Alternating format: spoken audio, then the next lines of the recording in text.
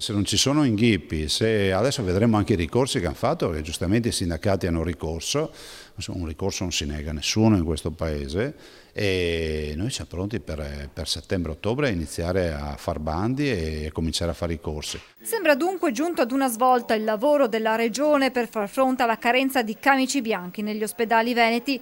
Il percorso per portare in corsia medici specializzandi sembra avviato. Io ho l'obbligo, quando mancano 1300 medici, di andare a trovare i medici.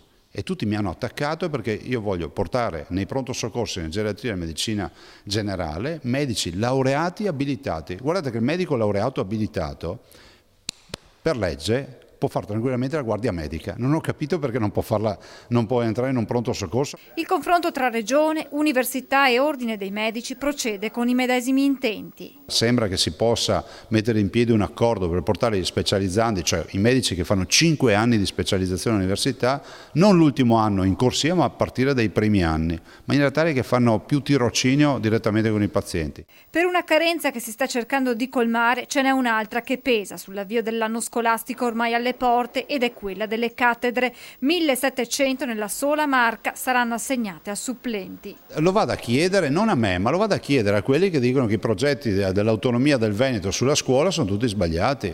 Andate a chiederlo a loro, io mi limito a fare gli auguri ai ragazzi. Autonomia sempre in primo piano in questi giorni in cui il governo Conte bis si presenta in Parlamento per la fiducia.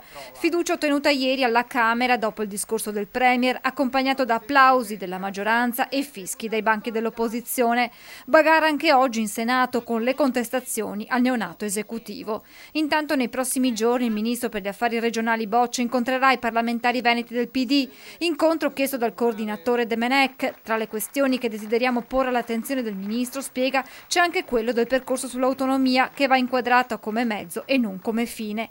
Dalla sua il governatore Zaia ribadisce: aspettiamo dal governo e dal ministro Boccia di sapere quale sia la loro proposta di autonomia. E la finiscano di dire che ci vuole cooperazione, solidarietà, unitarietà nazionale, coesione. Queste robe qua sono tutte di default previste. Mi spiego, è come andare a comprare un'auto e pretendere di stressare il venditore all'infinito chiedendo che l'auto che andrò a comprare abbia la garanzia di avere 4 ruote, ma non esiste un'auto senza ruote.